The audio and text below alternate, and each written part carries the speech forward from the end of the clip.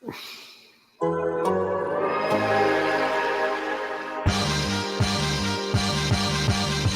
Dort. Donna Dort. Donna Dort. This is Lee Dort, and I'm down to dunk. This is Lee Dort, and I'm down to Dort. I'm Josh Giddey, and I'm down to dunk. Hey, this is Kenny Hustle, and I'm down to dunk. I'm Darius Baisley, and I'm down to dunk. I'm Mike Muscala, and I'm down to dunk. This is Poku, and I'm down to dunk. I love cereal. Captain Crunch, Cinnamon Toast Crunch, Cracklin Oat Bran. Oh, I can have these. I'm gonna share with my team, but I'm gonna hog most of them. Welcome to Down to Dunk. I'm your host, Andrew Schlecht. We're part of the Athletic Podcast Network. With me, as always, on Wednesdays is my good friend Alex Spears. Alex, oh, what's up? You are muted, Al. Oh, what's up, Andrew? What's up? Not a lot's going on in Thunderland. 2K ratings came out. UK ratings came out. What do you think of that? What did you? I mean, Oh man, what do you think about all those numbers, bro? oh, come on, stop! Like, what did you think about it? I hate 2K. I hate it. Really? I think it's I think it's a terrible video game franchise that has progressively gotten worse and worse over the years. Wow. It's just a microtransaction scheme for 2K. They have no real competition, so they don't even try to make the game legitimately better. NBA Inside Drive for the original Xbox is the greatest NBA game of all time. Wow. And I hate 2K, and I haven't played it in probably 5 years. Wow. I was more of an NBA Live guy growing up. Yeah, but Live had its time in the sun. It did. They tried to come back. It got real bad. It did get real bad. I appreciated them for trying. Yeah, they did try. Shea's rated an 88. Uh-huh. I thought that was interesting. Brandon Ingram was an 85. People are mad about that. Oh, did Seth Partnow do these ratings? These are Seth Partnow's tiers. These are 80s tiers. No, I mean, he's also rated higher than Donovan Mitchell. Obviously, like, none of this really matters, but I just thought that was kind of interesting. That there is a perception outside of OKC that he's a better player than, Donovan Mitchell, like better than Bam Adebayo, better than Brandon Ingram, better than Jamal Murray. No, that's just interesting. That super interesting. Just that there is a perception that Shea is better than all those guys. It feels like a homer take. Is all that I would say. Yeah, and, like more like somebody that's obviously not based in Oklahoma City is doing these ratings and say, like, you know what, Shea is just a better player than those guys. I just think that is interesting. So you're saying that when the Thunder have to trade Shea, because they do, they should get a bigger return than the Jazz got for Donovan Mitchell. Just look at the 2K ratings. I think that's something that Sam should bring up in trade negotiations is the 2K ratings. Yeah, I agree. Yeah. Anything else going on? I thought there was something that happened. So the Thunder players most of them are together right now. Mm-hmm. 13 players are all together doing these runs. I don't know. Dort looks swole as all heck. That's cool. But yeah, I mean, it's just like summertime videos where, like, just, I don't know, don't take a lot away from them. It's cool to see. Like, it's fun to watch. It's fun to watch our boys playing basketball again, but just like remember Hoodie Mello whenever you're trying to use these as evaluation tools, and like, don't do that. So yeah, I did it with Baisley last year, I believe. He had a really nice single play. Yeah, Baisley looked good on Evan Mobley in this video. I was just like, cool. Yeah, don't take anything away from that. Poku playing in the pick and roll. I don't know. Don't use it as an evaluation tool. It's never a good thing to use the summertime as an evaluation tool. Speaking of summers, what about Summers of Sam Volume 7? Volume 7. When we started this, we thought we were going to do 4 a week. We did. Because I think there were 16, and so we're like, we can do it in a month. Yep. And we have now slowed to a crawl. This is probably going to be 2019 part 1. Honestly, it might be. Summers of There's Sam so much part to 7, 2019 part 1. It's 2019. I did 2019 as a whole with Trill Bro Dude on his podcast, Ball, Shout because out. this summer, just because we're not going to talk about the rest of what happened in the NBA, but this was a crazy summer, like one of the most. It's up there with 2016, with 2010. Like, it is amazing. This is obviously the summer that KD gets hurt. Yep. The Raptors win. KD and Kyrie go to Brooklyn. Anthony Davis gets traded to the Lakers. Jimmy Butler goes to the Heat from the Sixers. Kemba Walker goes to Boston. And then that's before even getting to everything that happened in Oklahoma City. Yeah, I lived on Twitter that summer. I don't think I saw my family one time. I think I just saw Twitter scrolling all summer. Yeah, and it was really the like the idea of F5 season really exploded in 2019 because you had so many like quote unquote sources or sourced people on Twitter, and this was the real explosion of that. Yeah, Like Ari Abraham is the big one, where So which I have some stuff on that, which I might repeat. I brought it up on Ball, but I might bring it up again because it was very funny, and it was all about Kawhi and Paul George. yeah, But for the Thunder's perspective, we talked about how last year, 2018, the season of fun, or no fun. To this team's credit, they did win more games. They went 49-33. As late as March 3rd, they were the 3 seed at 39-24. They finished 10-9 and end up being the 6th seed in the Western Conference. It's kind of crazy to think about. If Paul George doesn't get hurt, if he's playing the same MVPG the entire season, this is probably like a 53-54 win team. Yeah. It was an absolutely miserable end to the season. It was, except for the fact that we land the Portland Trailblazers as our first round opponent, which at the time, Yusuf Nurkic out for the season. I was even reading back, and apparently like CJ McCollum was dealing with like some injuries heading into the playoffs. There's questions whether he was at 100%. And we're looking at this team like, okay, like they got can't play Cantor over there. Yep. This is the dream scenario. Yep. We were so excited. By the way, guys that we were excited about in the offseason, Timothy Luwawu-Cabarrot played 123 minutes that season. Okay. Just letting that breathe a little bit. Terrence Ferguson played 2,000 minutes for this team. Wow.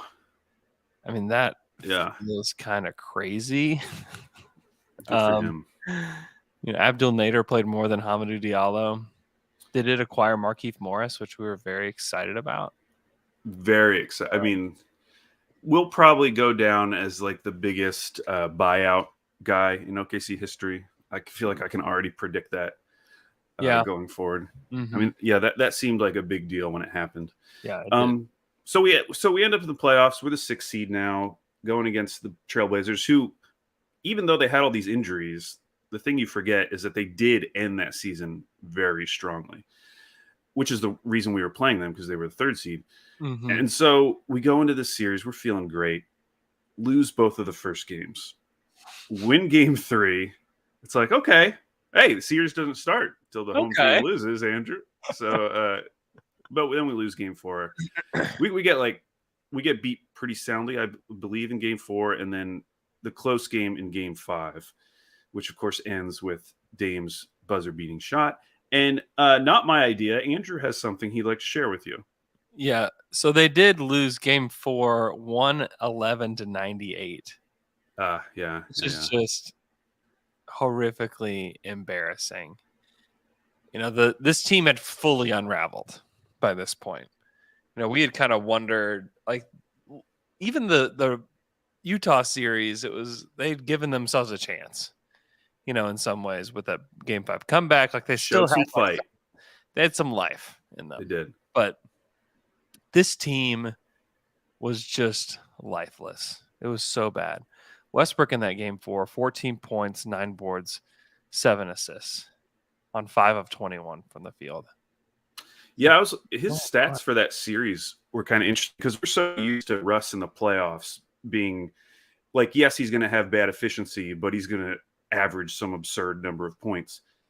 In that Blazers series, which by this point, Melo's not on the team. Like the third best player, at least in terms of scoring, was Dennis Schroeder. Schroeder had 17 points in that game.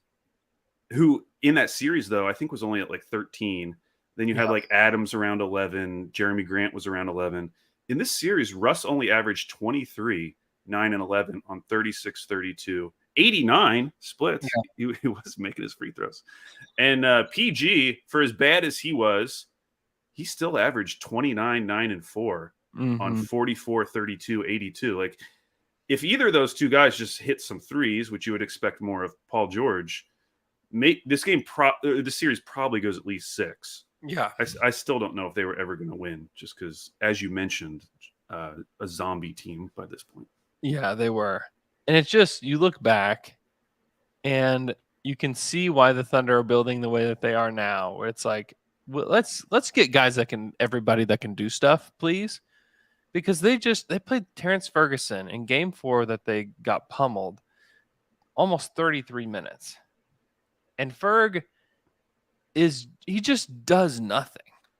He really didn't, to the point where in the exit interviews, Raymond Felton actually had a quote about like, I'm going to get in the gym with Ferguson this summer. I'm going to teach him how to like do something off the bounce. Yeah. So that he can be more versatile, because like even they knew it, because he would just stand in the corner.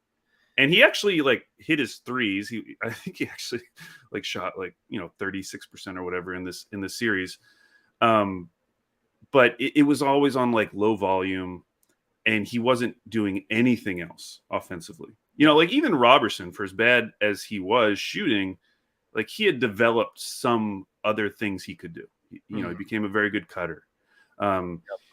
He did other things to help the offense work, whereas Ferguson was purely about spacing, but nobody really, like opponents weren't guarding him like he was Duncan Robinson or something.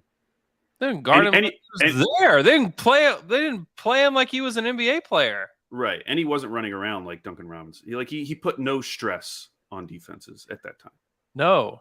Yeah, in game 5, Terrence Ferguson, and apologies, Terrence, you don't really deserve to be just crapped on like this, but he played 30 minutes and took one shot. Yeah. One. It's like, what are we doing? Like, which like you can withstand that when it's Robertson and he's giving you like all world defense on the other end. Right. You can justify it to yourself, even if it still probably isn't working. Yeah. But with Ferguson, it was much harder to make that case. You just can't have guys that don't do anything on the offensive end, like, and are like, I don't know, slightly above average defenders, maybe even an average defender. I mean, that's what he was. So, I mean, you can't do that. So, and like Dort obviously can do a lot of things offensively. I mean, even Baisley in comparison to Ferguson, at least he's doing stuff. He is definitely doing a lot of things. All right. So I thought I would put us back where we were emotionally a little bit. I have the last 3 possessions of this Blazers game in Portland, and it's painful. So enjoy the pain. Damian working on Schroeder, goes right to the rim between defenders, a reverse right hand off the window. Are you kidding me? We're tied at 115. On that one, he wasn't going to let OKC keep the ball out of his hands. Differential of about 8 on the shot clock. End game clock. Westbrook into the lane on Aminu. Forced up a shot, it rolls off. Rebounded Chief. In a tie ball game, Damian will bring it up the floor with 14. You want the last shot. Damian clears midcourt. He's got 11. Tied at 115. Crowd rising to the feet. George will defend Lillard. Spread floor. Lillard with 47 tonight. Working it down to 2-1. A deep 3. Oh! What? Blazers win the series. A walk-off 3 from Lillard. Damian Lillard. Unbelievable. I remember just sitting on my couch just in disbelief. the Thunder should have won that game. I went back and watched like the last 5 minutes of it this morning, and the Thunder should have won that game. You know, they let Dame just basically stroll to the basket to tie the game. And then Paul George, who had hit a jumper to put the Thunder up 2 in that prior possession, you know, should have had the ball at the end, not Westbrook. You know, Paul is like nowhere to be seen. And this happened a lot in the Utah game, in the previous elimination game. Yeah. Paul was nowhere to be seen in that game. And he had like put himself out of the play. What are you doing, PG? I mean, that was great. I mean, that's crazy. That was crazy. And then, you know, I had forgotten like how quick the wave was. You know, from Lillard, like live, it's just like, and then he was done.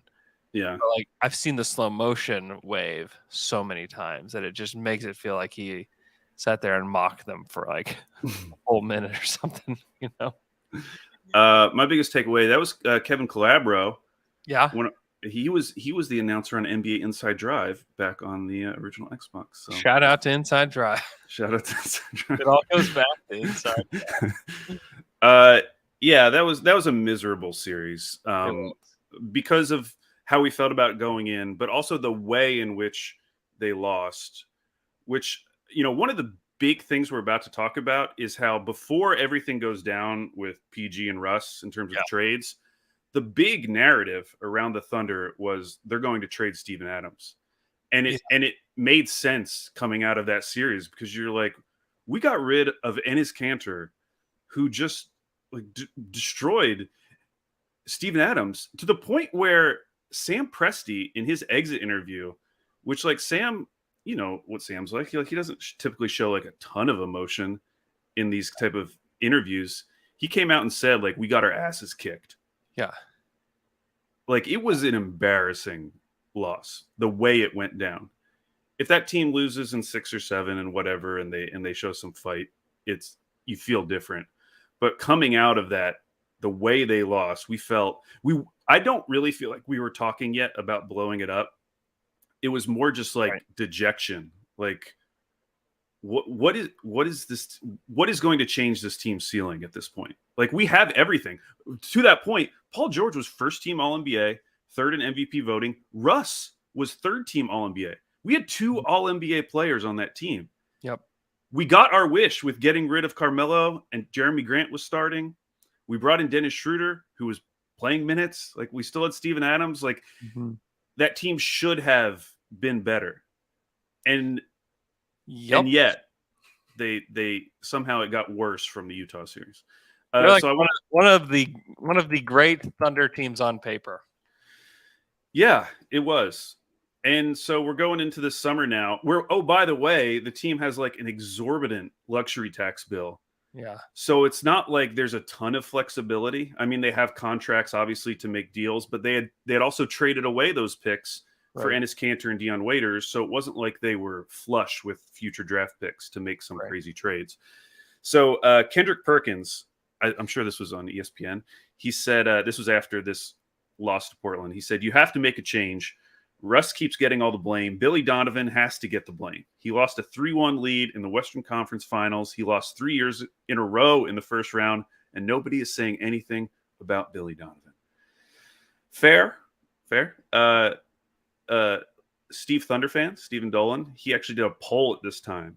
Thunder fans, where are you at on Billy Donovan? Keep Billy, fire Billy. At this time, this is April 29th, 2019. 65% of the fans wanted to fire Billy. 35% wanted to keep him. Yeah. Fire Billy.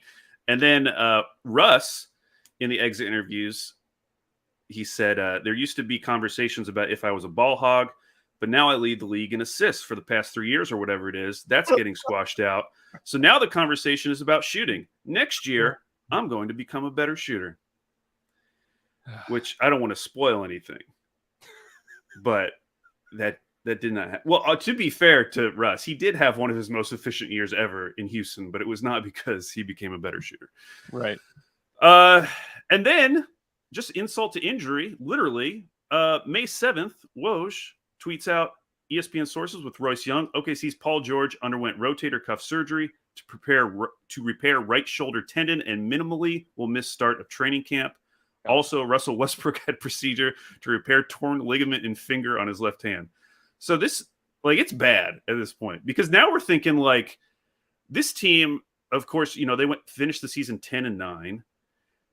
Now there's talk about cost-cutting moves going into the draft, and Paul George, like, minimally will miss the start of training camp. Like, what if he's not back till January and we just have this team with Russell Westbrook and a bunch of guys who aren't ready?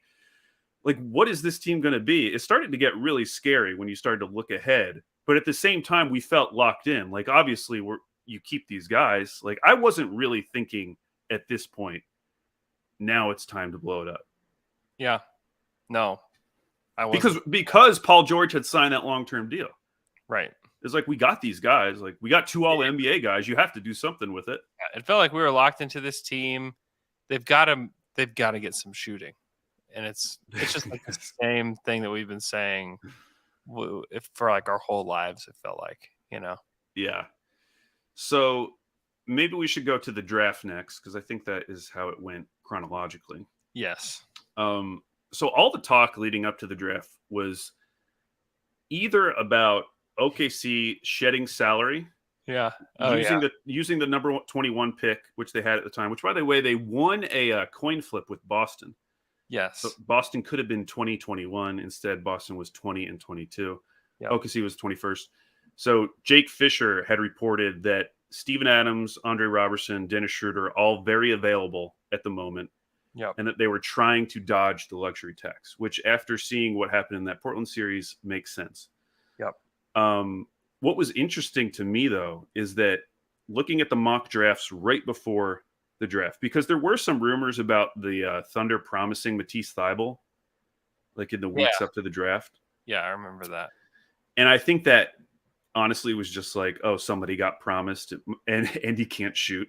It must be OKC. This guy feels very Thunder situation. Yeah. Although, you know, maybe they're looking for a Robertson replacement if they're getting rid of Robertson. Whatever. Like, thinking about that now is so maddening. Yeah, it is. Why are we trying to replace this guy? Well, we're just looking for someone who really just can't shoot and can't really do much on the offensive end and can only defend. Can we just find one of those guys? Like, no, stop! Please stop! So I looked at 3 different mocks: Sam Vecini, Jonathan Wasserman, Jonathan Givony. Their final mocks, they all had the exact same player going to the Thunder. Do you remember who it was? No. It was not Matisse. It was Nick Claxton. Interesting. Who ended up going at the beginning of the second round. But every single one of those guys had Nick Claxton, which I thought was interesting. You assume... I've been good. Yeah, I mean... Again, if we're getting rid of Steven Adams, you know, that could be the replacement. Yep. Another center who no chance he's ever going to shoot. But still a good player. Yeah, a good player. Yeah. I did think it was interesting what Sam wrote about bigs at this moment, because you can tell people, because you were doing with your pods with Michele at this point. Yep. How long was your pod that you did on Darius Bazley in preparation? 0 minutes, 0 seconds. Didn't even talk about him. Didn't even consider him. Barely knew he was a human. Who were, I'm assuming Brandon Clark was a popular name at that time. Yes. Yeah, I like Brandon Clark quite a bit. I like Grant Williams a whole lot. Yeah. At the time, that was one of my guys. That was a guy that I had hoped that they would take, because I thought, excuse me, that Grant could step in and play right away. And I thought he could play power forward. I liked his touch. He didn't shoot a lot of threes at Tennessee, but I always thought that he could shoot it. And it's like one of my rare wins on that, because he ended up being pretty good. Yeah, that would be nice. Because in retrospect, you know, you look at this draft, and we've gone through the Summers of Sam now for a while. Yeah. And there's been a lot of picks like this, you know, where you take someone in the late first round, but there's not really anyone else in that region. Mm-hmm. This year in particular, starting at pick 21, you got Brandon Clark, Grant Williams, Nasir Little, who started coming on last year. I like him. Jordan Poole, Keldon Johnson. Probably we're never going to take Kevin Porter Jr.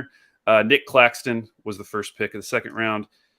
like there were some guys, not like you missed out on a star guy Right. necessarily, but there were definitely some guys who would have helped this team. Yes. And looking back, like if they had kept it together, I mean, of course, Jordan Poole wasn't Jordan Poole for a few years, so that probably No, wouldn't have Jordan worked. Poole was horrific. It was really bad. I don't actually know because, like Keldon Johnson, it took him a while. Like none of these guys probably would have solved anything immediately, I mean, definitely not. but there were some guys. Interestingly, in those same 3 mocks, I just thought it'd be interesting to tell you where they all had Dort going. Yeah. Vicini had him going 36. Wasserman had him going 37. Gavoni had him going 34. Like not even in the 40s. Like they had him as early second round pick. Wow. Which is pretty cool. Yeah, that is cool. As we learned. Definitely deserved to go higher than that. Yeah. That's an amazing get to think back on that. To get a guy that you could start at any point and feel good about it. Yeah. That's pretty impressive to just sign him that night as a two-way guy. That's pretty impressive. And to be clear, like Bays wasn't necessarily a reach either. Like Vicini had him going 29, Wasserman had him going 22 to the Celtics, and then Gavoni also had him going 29, which was to the Spurs. So it was his range, which, you know, I almost feel like this is on you and Michele for not even giving him an episode. It's a yearly tradition that we don't do an episode on whoever they're going to take. Vicini wrote about Bazley because, of course, like you said, like I didn't know anything about Bazley. He said part of why we didn't do anything on Bazley is that there's no real footage. True. Yeah, there was nothing. So this was what Sam Vicini said in the run-up. He said, Bazley has real momentum toward hearing his name called in the first round. He's had strong workouts with teams, and they believe in his combination of athleticism and shooting ability. I think I'm at the point where I would be surprised if he didn't go in round 1. The question is where. Spurs are thought to be fans, but Bazley could end up rising beyond this and potentially even hear his name called in the late teens to early 20s, which is what happened. Yep. Do you remember the draft party? Yeah, it was a great draft party. It was at the Banquet Cinema Pub, which is not open anymore, but it was an incredible venue for it. I wish that it was still open. However, I think we have outgrown it, but it was a great venue for it at the time. I'm sure a lot of you that are listening were there. That was a great party. That was great. And it was hilarious because we were all chanting. Do you remember the name that the crowd was chanting? Bol Bol? Bol Bol. We all wanted Bol Bol. You know, Bol Bol showed up to the draft wearing like the spider tuxedo thing. Suit. Cool, yeah. It's like, all right, we really need this guy now. But yeah, it was a wild night. I think we were all chanting Bol Bol, and then when Bazley got picked, like we're all watching on this giant projector screen, and it was just like a collective, who is this? Because it just says Darius Bazley, USA. Is what it says, and you're like, we just took a guy who's just from the United States, like didn't even play basketball this past year. Could and be then anyone. And then you like do a quick Google search, like, oh my gosh, he's the New Balance guy. They took the New Balance kid. Oh no! Like, what is this? You know? Yeah, and of course it's coming off of a trade that they make, where they trade that 21st pick to Memphis, who takes Brandon Clark, and they send back a future second, which I'm sure I wonder if we still have that second or not. It's the Memphis second in 2024. Here's the part I did not remember. And this was actually said on the OKC Dream Team pod, Andrew, by one Royce Young. He said the Thunder were pretty engaged on Cameron Johnson and Tyler Hero. But once those players were picked, they decided that they wanted to move back in the draft to select Bazley. You wonder, because remember, the Suns picked, I think, at 11, and it was seen as like a huge reach. Oh yeah, it felt like a disastrous reach because he was 23. Cam was. Yes, And he was projected to go around 23. Like he was projected to be in the range that the Thunder were in. He was in the Luka Samanic, Goga Batadze range. Yes, he was. And you just wonder, like, if the Suns had a real scouting department, which we've since learned that they don't even care about the draft, right? Would they have made that pick? Now, it ends up being a really good pick, but the process behind that pick was like James Jones finding a guy that would kind of played like he did in the NBA and taking him way too high. Again, it turns out to be a great pick, but if they had had just a normal scouting department, does he fall like all of the mock drafts had predicted? And is Cameron Johnson on the Thunder, which that is a guy who legitimately might have helped them instantly. Would have played if they had Russ and PG. Yeah. This is another draft where you have the bitter beer face range just like screaming at you, like in hindsight. Because you have the top guys like Zion, John Morant, RJ Barrett, DeAndre Hunter, Darius Garland. It's like, that's a pretty good top 5. Yeah. You know? And then 6 through 10, Jarrett Culver, Kobe White, Jackson Hayes, Rui Hachimura, Cam Reddish. Brutal. It's like, that's so bad. But then you get to, what do I call it? It's the opposite of the bitter beer. Sweet spot. The sweet spot. What do I call it? Cam Johnson, PJ Washington, Tyler Hero is 11, 12, 13. Wow. Remember Sekou Demboya? Yeah, I think about Sekou a lot. because there's these certain guys I'm always watching, like on YouTube, guys are ripping basketball packs, you know? Yeah. Because, by the way, I went to the grocery store. Mm-hmm. They never have sports cards because the market is like so insane. Yeah. Except for this one time. And not only did they have sports cards, but they actually just got Prism basketball in. Wow. I bought 3 boxes, Andrew. Wow. $90. And I wanted to text you to do a live opening, but I was too excited. So I just couldn't even type. And it would have been fun to rip because I got 2 parallels of Trey Mann. Oh, nice. Very exciting. And I also got an Isaiah Livers Christmas sweater swatch, which is really the lamest card. Like a sweater completely unaffiliated with Isaiah Livers. Just a random Christmas sweater. Okay. Anyways. There's some hype behind Isaiah Livers heading into this season, by the way. Is there? They're like he could start for the Pistons hype. Okay. All right. Well, I'll hold on to it. Pass it down to my son. Yeah, so that was the draft. But yeah, what I was saying is that like Sekou Demboya always gets picked, like drawn out of cards, and he's just one of those guys that like within a year his cards were valueless. Like within a year, it was like there's nothing to do with this anymore. He's completely out of the NBA. Usually you can hold on to a guy for a couple of years and let's see if something happens with him. You know, like Jordan Poole was a classic example. You hold on for a few years and he explodes.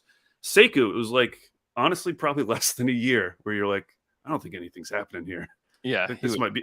He went 15th. He was kind of like who was that guy who screwed the Thunder with the Clippers and is no longer in the league?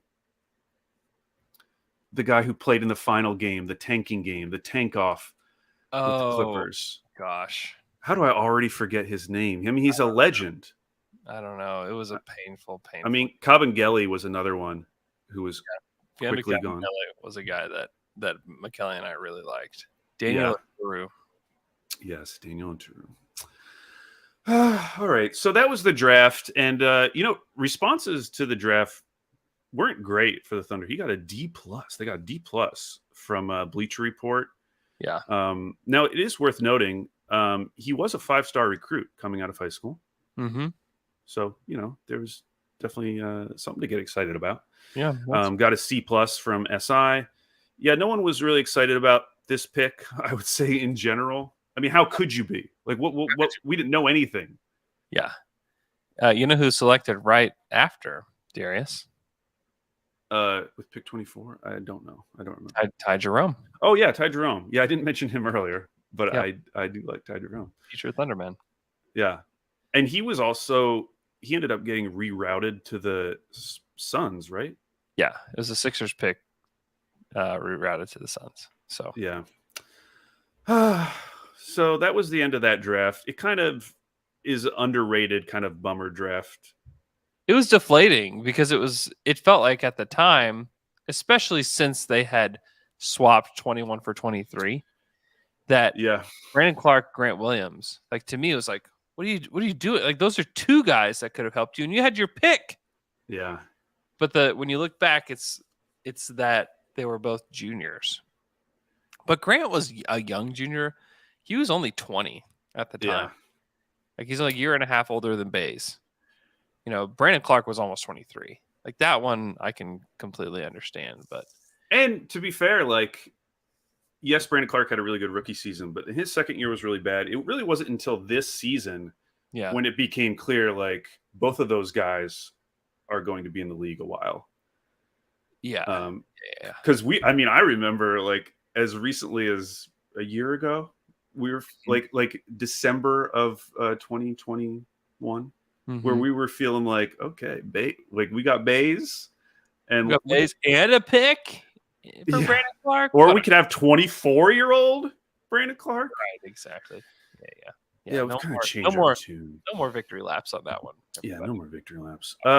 Okay, so that was the draft. Moving on to free agency, which, like it always does, starts right around the turn of the month at July 1st. And Andrew, where was Sam Presti when free agency opened? In this summer of Sam, when he was about to blow up the entire team, Paul George was about to get traded, Russell Westbrook was about to get traded, Yeah.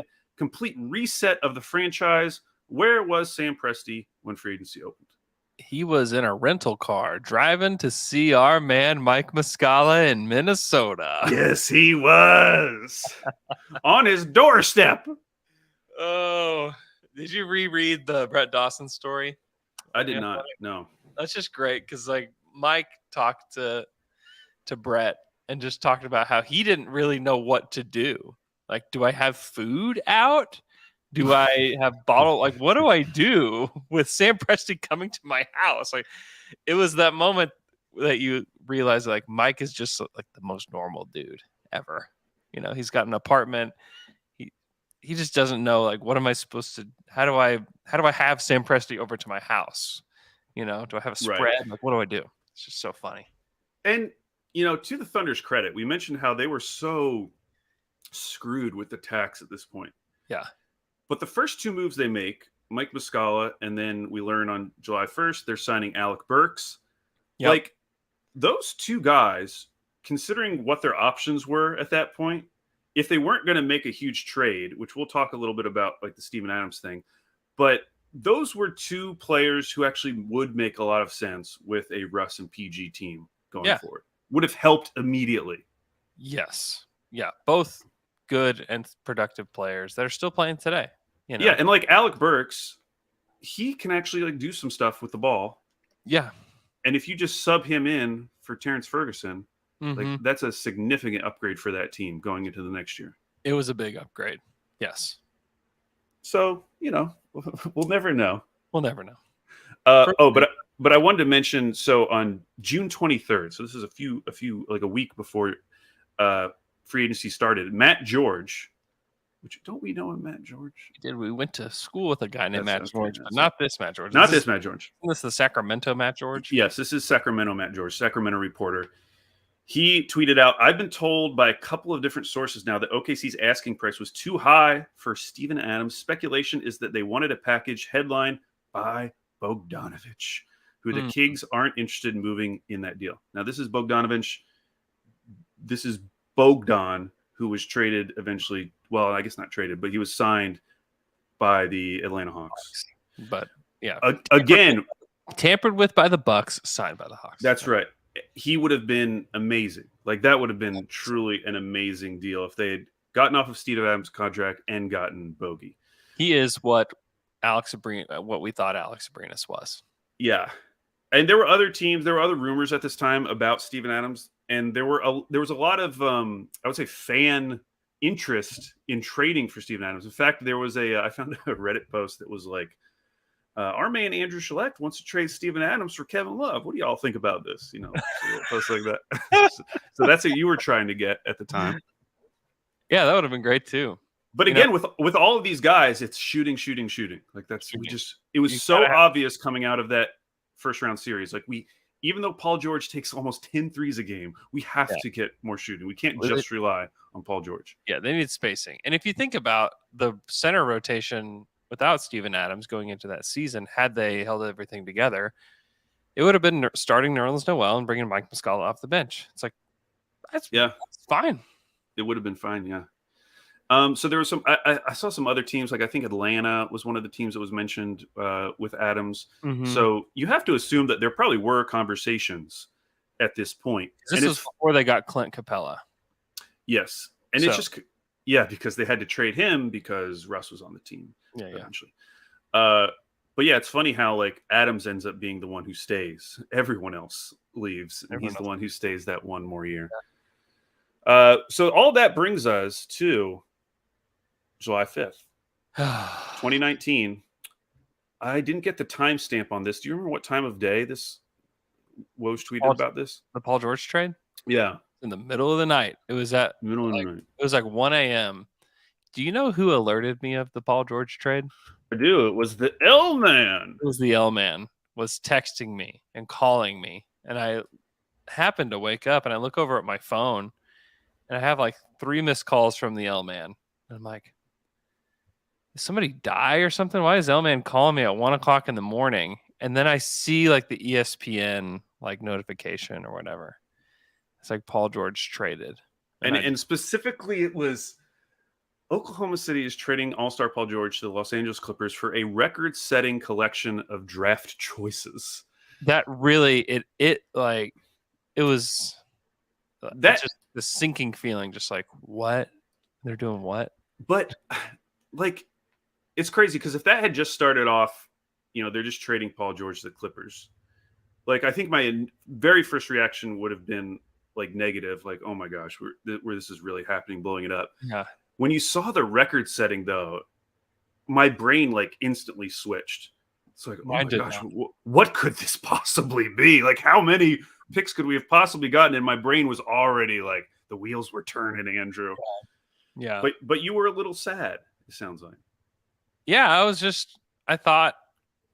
a big Alec Burks guy, I guess. I don't know. Oh, that's the reason why. Oh, the dream of the Alec Burks Muscala lineup that will never happen. Oh. So the deal, and I'll kind of have like the updated deal. So obviously they get Danilo Gallinari, SGA, 2021 first, Trey Mann, 2022 first, Jalen Williams, a 2023 Miami first, which is now a 2025 lottery protected first. It becomes unprotected in 26. The 24 and 26 Clippers first, and then the 23-25 swap. It's kind of crazy. We are now how many years removed from this trade? This is 3 years now? Yeah, 3 years. And we still have 3 firsts and 2 swaps coming. Yeah. Just from this deal. Well, Bobby Marks wrote this piece today about like ranking like draft capital or whatever. Like you have within that it's like the Thunder have already picked some. Yeah. Like some of these picks have already gone away that they had gotten, and like Utah still has like a ton of mystery boxes. So right. And yeah, I don't know. I was one, and some people on Twitter have asked me like, how would you rank kind of like the unprotected picks out there? Like, would you rather have forget the years because the years kind of make it different, but would you rather have like unprotected future Minnesota picks, Cleveland, Brooklyn, or Clippers? Like, how would you rank those 4? I think Minnesota would probably be at the top. Really? See, I think I'd go Brooklyn still. Yeah, I could see it. I'm just thinking like how poorly they've been run for so long. Yeah, but new owner. We both like Ant. He's only like 21. I know, but they have found ways to remember how we felt about the Wiggins and Towns. Like, I don't know. That's just where I don't know.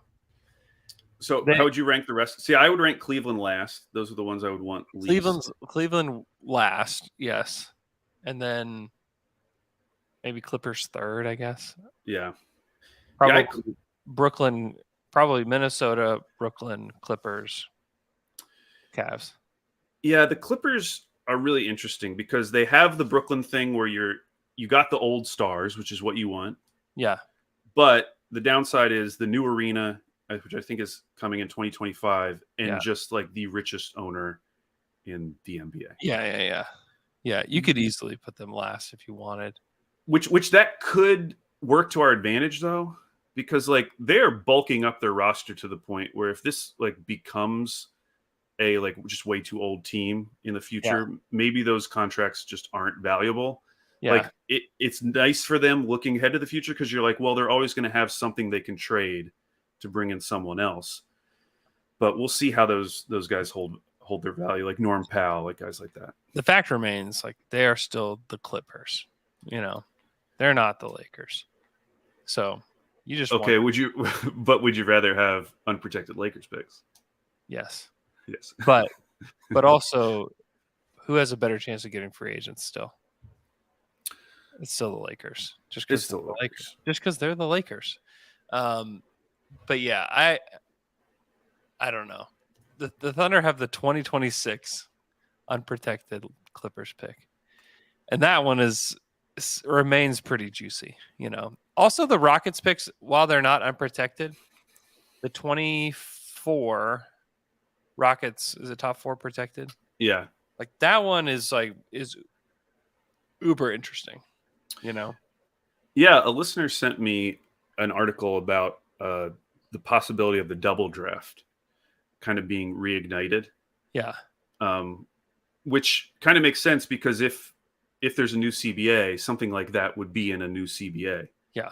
And you just kind of hope that it wouldn't be instituted until 2024. If that happened, like I'm not going to say what it would be, okay, because it's hurt us in the past, but if Houston lost their pick in the double draft year, that would make everything worth it. Yeah, like the Thunder could have like the 7th or whatever pick in that draft. You know, because there will be other teams that will be trying to tank for the double draft, and by that time, Houston may be good by that time. Who knows? Like Houston, it could be the 17th pick. You know. Yeah. But anyways, so that night, you pull up Instagram or whatever at the time. I don't think TikTok was a thing then, but maybe it was. But you start to see these videos of one is Patrick Beverley celebrating the Paul George trade, which is like more salt in the wound. And then you see PG celebrating the trade too. So here's those. Talk to us. Prices just went up. Don't talk to us. Don't talk to us. Oh, looks like my boys coming with me to LA. Where we going, cuz? We coming home. We coming home, cuz. They're very excited. It seems like he was very happy. Rubbing it in our face. And then a couple days later, Rachel Nichols does this interview with Paul George. This is before Sam talks to everybody. And here's a clip of Paul George and Kawhi talking to Rachel Nichols. You stood on a stage with Russell Westbrook just last summer, said, I'm here to stay in Oklahoma City. That was a year ago, though. You signed a 4-year contract. What changed to get to this point where you said, okay, I'm ready to go. I'm going to ask to move on to Los Angeles? It just was nothing that came out of the blue. We were all on the same page. The initial plan was to give it another year, see what we could do. I did that. We played another year. Felt like we were just stagnant. And, the next thing was, let's go forward and go on with other plans. And again, it was mutual amongst everybody. I think it was just a win-win across the board when we all looked at it and thought this was the best moment to pull the plug. What was it like, though, for you to talk to Russ and say, hey, I think it's time. I think I'm going to move on, ask to move on? I mean, it was easy, same conversation me and Russ always have. He was happy. He understood. And he was all for it. We talked as men, and again, he was happy for me, and he wanted me to do what was best for me in my career. So Paul says that this trade was mutual. They sat down and said, you know what, like, Paul, we're ready to get rid of you. He's like, yeah, I'm ready to go. It's all mutual. Here's Sam Presti's response to Paul George talking about the trade being a mutual trade. I know that he had used the term mutual. I wouldn't necessarily agree with that because that would infer that we we were wanting to trade Paul George, which I think most people would agree that probably wasn't on the top of our off-season priority list. But I would say that it was not adversarial at all. And I also fully respect the way that it was handled. And the fact that we were able to make it work in a way that benefited the franchise, made it something that we could do.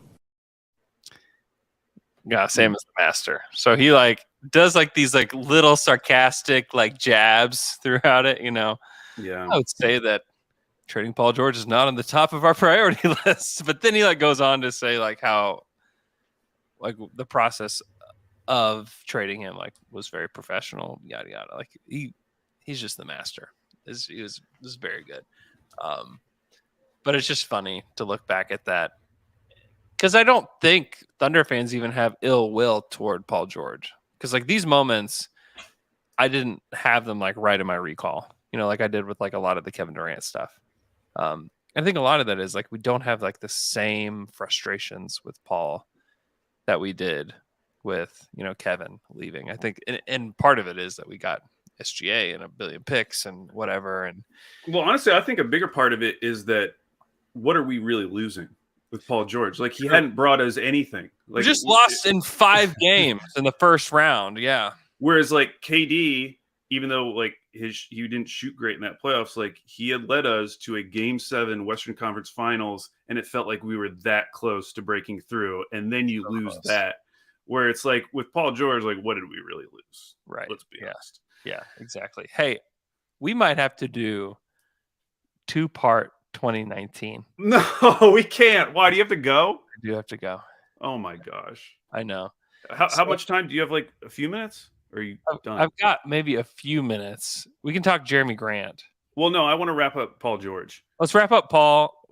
Yeah, let's wrap up Paul, and then next week we can talk about the Russ trade, because I just feel like we need to really devote a good amount of time to that, and then talk about CP3 and all that. So yeah, let's wait.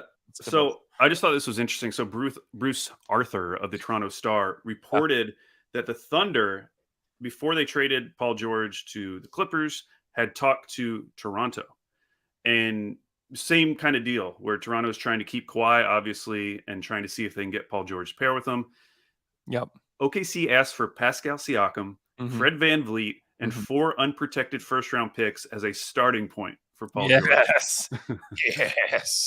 Which is pretty wild. Now, this is really interesting, too. Going back to Kawhi, on May 28th, the odds had him going to the Clippers. He was a -200.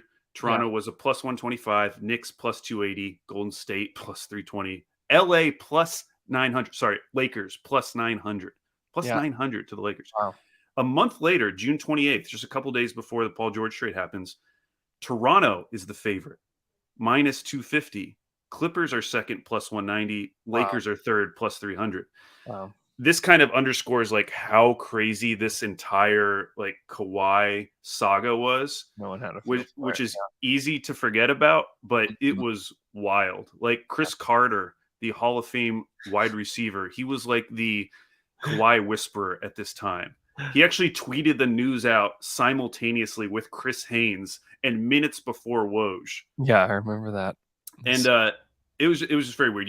We mentioned Ari Abraham earlier. Chris Broussard is another one who was very prominent during the summer. Yep. He tweeted out things like, "I've heard Kawhi is Laker bound. Person close to him told me today that no decision has been made. We wait." Then he said, "Kawhi update. Raptors had strong meeting yesterday. Drake heavily involved. Kawhi in deep soul searching. Wants Lakers, but wants to make sure Big Three will fit and work. Clippers out. It's between Lakers and Raptors, very close." Then on June 30th, he tweeted, "Kawhi is Lakers to lose, I'm told. Not done deal yet, but Lakers are his top choice."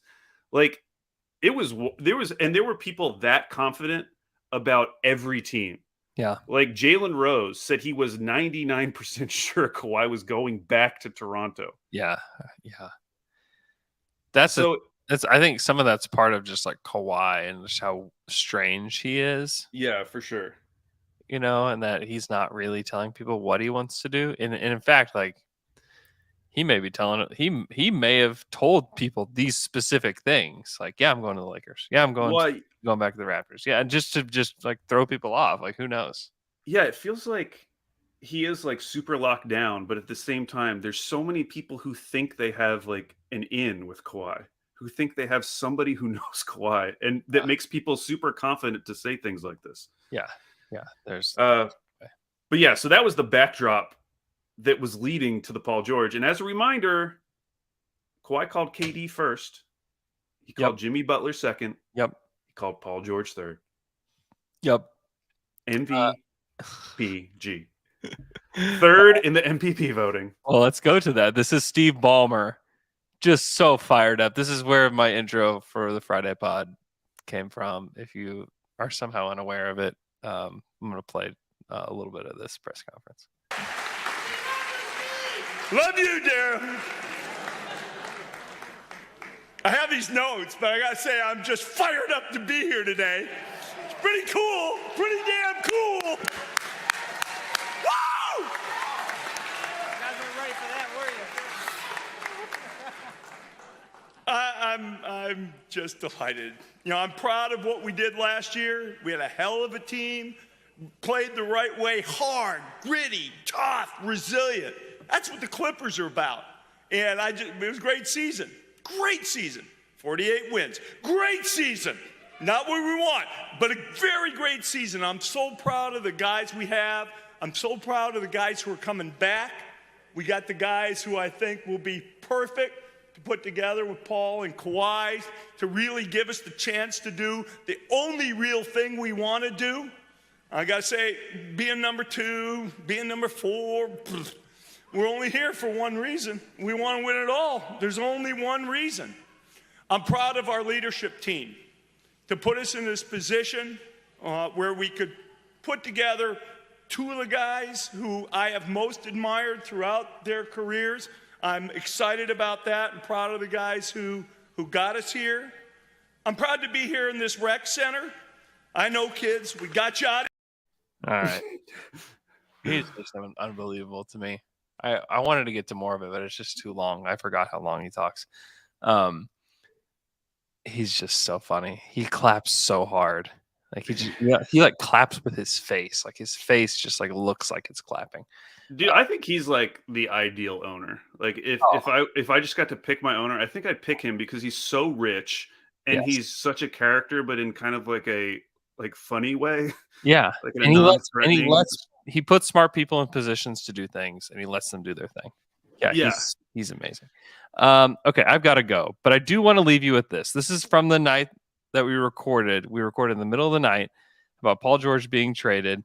And this was a prediction from Michele Barrow. This will lead into volume 8, which will be the Russell Westbrook trade. But we will leave you guys with this. There is a team that can put trade package together for us, but surely Alex don't want to hear about them. Houston?